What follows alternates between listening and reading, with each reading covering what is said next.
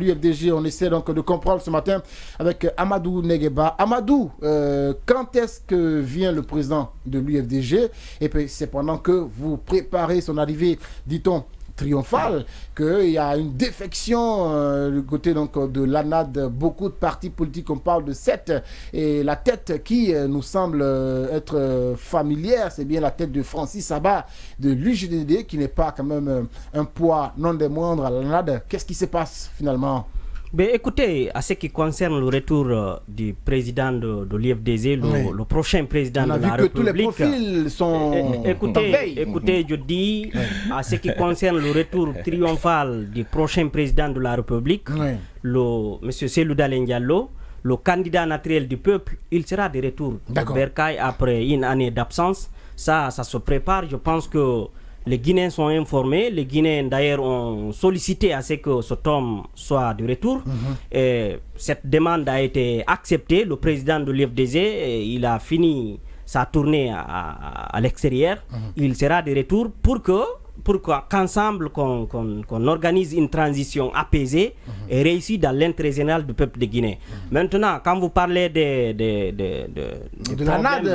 l'ANAD, je pense que jusqu'à preuve du contraire, moi je ne vois aucun problème. À l'ANAD, ce sont des rumeurs qui n'ont aucun fondement.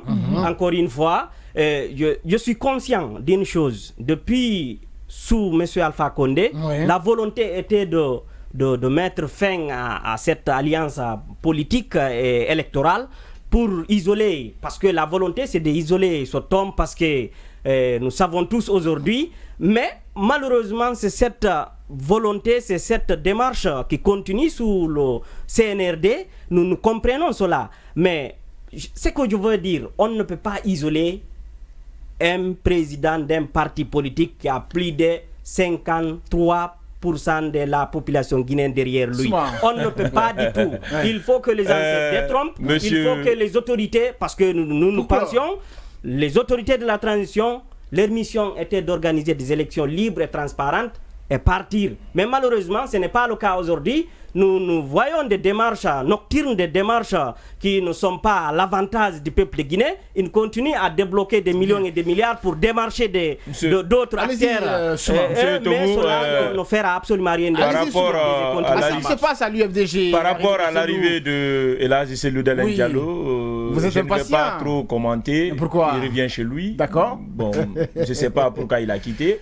Peut-être il a fini ses vacances, il revient chez lui. En tout cas, nous sommes là, et les portes sont grandement ouvertes. En tout cas, il revient chez lui. Par rapport à l'ANAD, je dirais que c'est une très bonne nouvelle décision encore. Ah bon? Oui, mais bien sûr. Ne vous réjouissez pas du malheur des autres, quand même. Non, c'est pas un malheur, mon ami. Laisse-moi t'expliquer un peu. Parce que tu ne vois que la façade des choses. Il y a des choses qui sont à l'interne. Maintenant, je vais vous déballer la chose. Je dis encore mieux que c'est une bonne décision de la nouvelle génération politique qui veulent sortir de l'école des anciennes politiques. Vous savez, hier, le 14, l'ANAD devrait se réjouir, accueillir dans la joie de l'alternance son nouveau président. Parce que c'était écrit dans les codes, dans la constitution de l'ANAD, si je peux me le permettre de le dire comme ça, que c'est un mandat renouvelable une fois. Cellou a fini son mandat hier, le 14. Donc normalement hier, il devrait avoir à la tête de l'ANAD son nouveau président.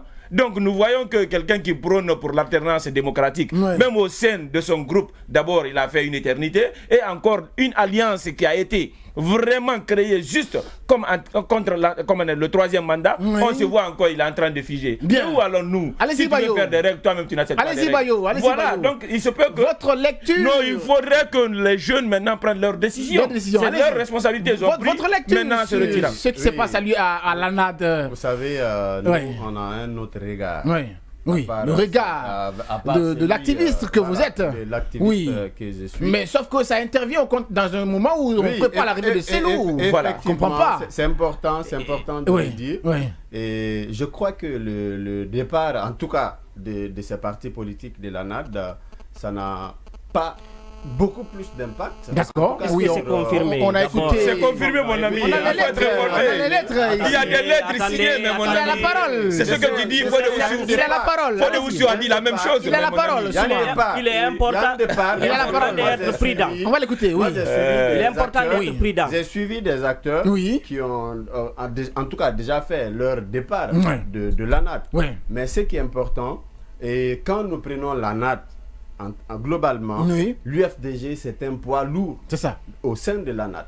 Donc, tant qu'il n'y a pas, en tout cas, de problème au sein de la formation politique de l'UFDG, ça n'impacte pas. Mais Bayo, quand même, Bayo, c'est une alliance quand même. Un parti égal à un autre parti. Non, c'est une alliance quand même. C'est pas le nombre d'électeurs quand même.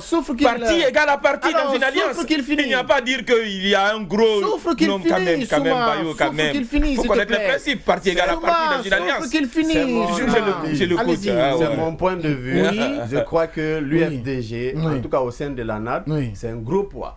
Et donc, du coup... Donc, ça n'impactera pas. Oui, ça impactera peu. Bien, un peu. En tout cas, peu. Les SMS sont désorientés, mon ami. Je l'ai vu, on l'attaquait dans les SMS. Mais quand même, un acteur de la société civile est le baromètre de la société. Il ne faudrait pas que tu sois influencé par ces SMS. Gagnons en temps. Pourquoi, M. Bayo? Pourquoi, M. Bayo, sur cette question de l'ANAD? Voilà, maintenant, sur cette question de l'ANAD, j'en ai terminé.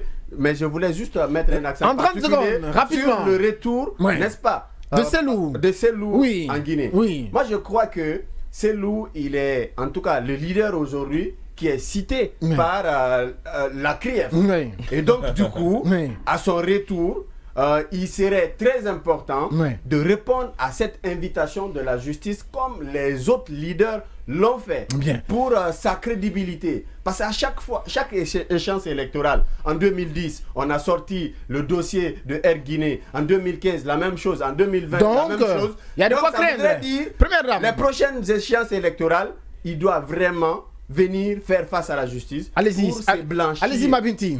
Allez-y, Mabinti, allez-y. Quel est votre point de vue de ce qui se passe à l'ANAD aujourd'hui?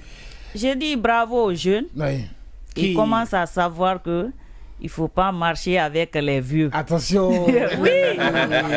D'accord. Tout à fait, première dame. Tout à fait. Voilà, ce qui concerne l'arrivée de Cellou, je pense que c'est une bonne idée. Il doit rentrer et répondre à l'appel de la justice. La justice. Voilà, nous voulons savoir qui a fait quoi dans l'affaire de Air Guinée. C'est ça. Voilà. Nous voulons savoir qui a fait quoi dans l'affaire de Air Guinée. Alors...